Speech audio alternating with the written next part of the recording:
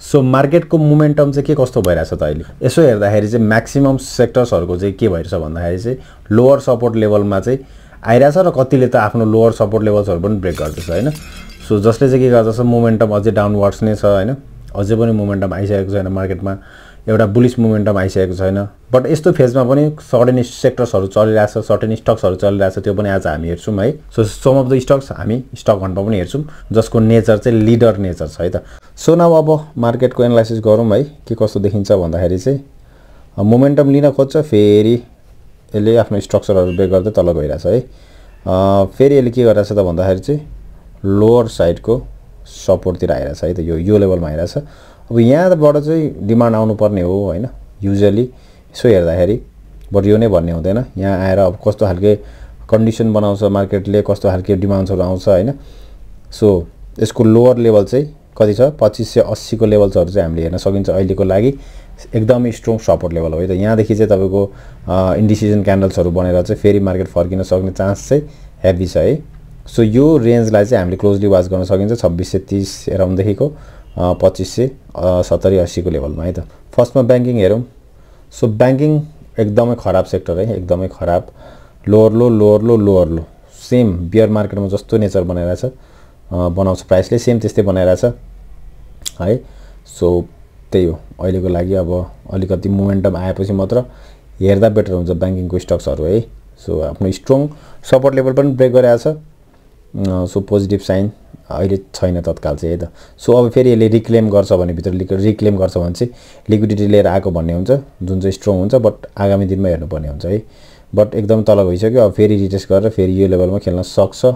आगामी दिनमा र यसको लागि इन्ट्रीको लागि चाहिँ मोमेन्टम हेर्दा बेटर हुन्छ है त जब यसले हायर लोजहरु बनाउन थाल्छ तब मात्र इन्टर गर्दा बेटर बैंकिङ स्टक्सहरुमा डेभलपमेन्ट बैंक हेरौं डेभलपमेन्ट बैंक पनि सेम त्यही लेभल छ हैन यसले आफ्नो ट्रेन्ड लाइन्सहरु चाहिँ ब्रेक गरेछ बट यहाँ छ यसको एउटा सपोर्ट लेभलहरु अब यो लेभलसम्म आएर फेरि जान सक्छ है सो अहिले वाच गर्नुपर्ने लेभलहरु भनेको चाहिँ 5200 को देखि 5000 देखि 5200 को लेभल्सहरु चाहिँ हामीले वाच गर्नुपर्ने हुन्छ है त त्यस्तै फाइनान्स हेरौं फाइनान्स पनि यसले अब हेरौं है त प्राइसको नेचर कस्तो हुन्छ त बियर मार्केटमा भन्दाखेरि लोअर हाई हामीले हेर्न सकिन्छ यहाँ के भइरहेछ त लोअर हाईहरु बन्दैछ यहाँ माथि है त्यसपछि लोअर लोहरु पनि बन्दैछ है त लगातार लोअर लोहरु पनि बनाउँदै जाँदैछ है सो यसले चाहिँ के बियरिश नेचर छ है त सो जबसम्म बियरिश नेचर हुन्छ तबसम्म त्यस्तो स्टक्सहरु त्यस्तो सेक्टर्सहरुमा चाहिँ अलिकति वेट एन्ड वाच गरेको राम्रो है त्यस्तै होटल हेरौं होटल पनि बारम्बार यो सपोर्टमा आउने फेरि अलिकति माथि जाने फेरि जान नसक्ने फेरि तल झार्दिने हैन सो यो लेभलमा बारम्बार आइराछ केही समय वेट गरौँ यो पनि हैन सो स्ट्रङ डिमान्ड जुन चाहिँ यही लेभल हो यसलाई ब्रेक गरेर तल गयो भने चाहिँ फेरि के हुन्छ त मोमेन्टम लस भइहाल्यो बट यही देखि नै डिमान्ड आउँछ र केही समय सस्टेन गर्छ भने चाहिँ आगामी दिनमा हामी हेर्न सकिन्छ होटल पनि है त सो हाइड्रो पावर चाहिँ अलिकति अरु हेरिकन स्ट्रङै छ हैन सो यो लेभललाई यो ट्रेन्ड लाइनलाई सपोर्ट गरिरहेछ अस्तिदेखि सो बारम्बार यहाँ जाने फेरि माथिबाट यही पठाइदिने हैन सो यो ट्रेन्ड लाइनलाई चाहिँ के गरिरहेछ त सपोर्ट बनाइरहेछ जबसम्म यो ट्रेन्ड लाइन ब्रेक गरेर तल झर्दैन तबसम्म स्ट्रङै मान्नु पर्ने हुन्छ हैन सो बिग क्यान्डल्सहरु बनाएर यो प्याटर्न नै ब्रेक गरेर माथि जान्छ भने त्यो बेला चाहिँ स्ट्रङ मान्न सकिन्छ है त हाइड्रो पावरलाई त्यस्तै इन्भेस्टमेन्ट हेरौं सो इन्भेस्टमेन्ट इज गुड भन है त अझै पनि रेजिस्टेन्समा छ है बारम्बार हेर्न सकिन्छ हामीले यहाँबाट सप्लाई दिएको छ फेरि यहाँ गयो यहाँबाट सप्लाई आइहाल्यो सो सेम रेन्जबाट सप्लाई आइरहेछ हैन फेरि ट्राई गरिरहेछ यो ब्रेक गर्नलाई फेरि यहाँबाट के गरिरहेछ त सप्लाई दिइरहेछ है त बट यहाँ हामीले हेर्नुपर्ने कुरो के छ भन्दाखेरि चाहिँ जाँदाखेरि माथि जाँदा बिग ग्रीन क्यान्डल्सहरुमा भोल्युम आइरहेछ भने डाउन गर्दाखेरि चाहिँ अलिकति कम भोल्युम रेड क्यान्डल्सहरुमा हैन आइरहेछ है त सो यसले के गर्न सक्छ भन्दाखेरि चाहिँ अब हायर लोजहरु नै बनाएर प्राइस एक्सन्स यसरी नै बसेर अब ब्रेक गर्छ भने चाहिँ दैट वुड बी स्ट्रङ हैन किनभने यसरी कन्सोलिडेसन यसरी भोलाटिलिटी कन्ट्र्याक्ट गरेर ब्रेक गर्छ भने चाहिँ कुनै पनि प्याटर्न्सहरु राम्रो सस्टेनेबल हुने चान्स हुन्छ है त सो इन्भेस्टमेन्टको यो ब्रेकआउट भयो भने चाहिँ एउटा राम्रो मोमेन्टम फेरि हामीले देख्न चान्स हुन्छ है त त्यस्तै लाइफ इन्स्योरेन्स हेरौं लाइफ इन्स्योरेन्स फेरि सपोर्ट जोन यसको स्ट्रङ सपोर्ट लेभलमै आइरहेछ है त फेरि यहाँदेखि डिमान्ड आउने चान्स हाई छ जबसम्म यो 12940 को लेभललाई रेस्पेक्ट गरेर माथि नै बस्छ भने त्यो चाहिँ राम्रो कुरा हो है त फेरि यसलाई नै ब्रेक गर्छ भने चाहिँ फेरि लोअर लो हुन्छ जसले चाहिँ अलिकति नराम्रो देखाउँछ म्यानुफ्याक्चरिङ हेर्छौँ भने म्यानुफ्याक्चरिङ फेरि यहाँ लेभल यो लेभलबाट फेरि मोमेन्टम लिएर अलिकति माथि सस्टेन हुन्छ कि जस्तो लागिरहेको थियो, बट यहाँदेखि हेर्न सकिन्छ है विक माथिल्लो विकहरू एकदम स्ट्रङ देखिरहेको छ है, जहाँबाट चाहिँ एकदम सप्लाई आइरहेछ।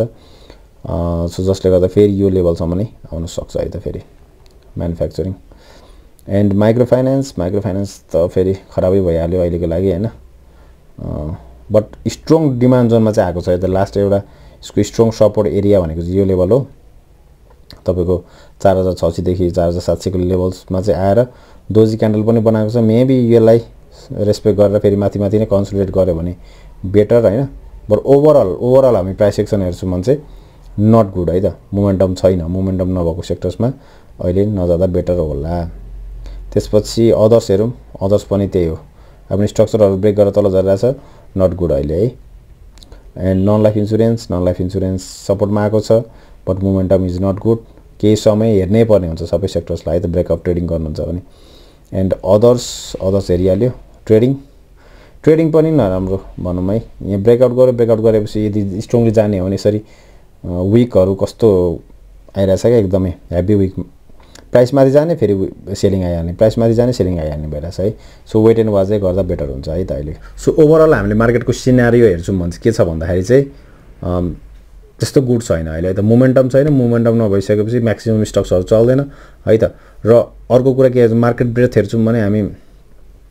म्याक्सिमम स्टक्सहरू 50 डेज मुभिङ एभरेज भन्दा पनि मुनि आइसक्यो, 200 डेज मुभिङ एभरेज भन्दा पनि मुनि आइसक्यो होइन। सो यस्तो बेलामा चाहिँ एक्सट्रिम के हुन्छ त भन्दाखेरि बियरिस होइन, मान्छेहरू बुलिस छैन मार्केटलाई लिएर भनौँ न होइन। सो यस्तो बेलामा चाहिँ ट्रेडर्सहरूले म्याक्सिमम क्यासमै बसेको बेटर होइन, र ट्रेड गर्दाखेरि पनि हुन्छ नि थोरै पोजिसन्समा चेकआउट गर्दै ट्रेड गर्दा अझ राम्रो हुनसक्छ है त। So now everyone, now let's do stock hunt है त। सम अफ द स्टक्स मलाई मन परेको तपाईँहरूसँग सेयर गर्छु यो विकको है त। र फर्स्टमा छ रिद्धि। सो रिद्धि हामी हेरौँ है के भइरहेछ त भन्दाखेरि, र यो चाहिँ कुनै पनि तपाईँहरूलाई बाई सेल रिकमेन्डेसन होइन, just for the analysis purpose है त। एउटा स्ट्रङ प्याटर्न चाहिँ ब्रेक चाहिँ गराएको छ, भोल्युम हेभी नै आएको छ है त अहिले यो 6-7-8 महिनाको पिरियडमा सबैभन्दा, त्यसपछिको सबैभन्दा हेभी भोल्युम थर्सडे वेडनेसडे आएको रहेछ है। अब हेर्नुपर्ने भनेको चाहिँ यसलाई यो सस्टेन गर्छ कि गर्दैन माथि। अब यो ब्रेकआउट लेभलबाट भोलिपल्टै झरेर भित्र आयो भने फेल भयो यो ब्रेकआउट होइन। अब यो सस्टेन गर्छ, माथि नै बसेर सस्टेन गर्छ र पुल ब्याक गर्छ, पुल ब्याक गर्दाखेरि लो भोल्युममा पुल ब्याक गर्छ, त्यसपछि एकदम टाइट रेन्ज हेरेर यदि फेरि माथि जान खोज्छ र भोल्युम आउन थाल्छ भने that will be the ideal entry level होइन। अहिलेको लागि वाच लिस्टमा राख्नुपर्ने मलाई मन परेको चाहिँ रिद्धि पनि हो त एउटा। र अर्को रहेको छ UNHPL। सो UNHPL राम्रो छ है त, अगाडिदेखि नै राम्रो सानो स्विङहरू आइराखिरहेछ होइन।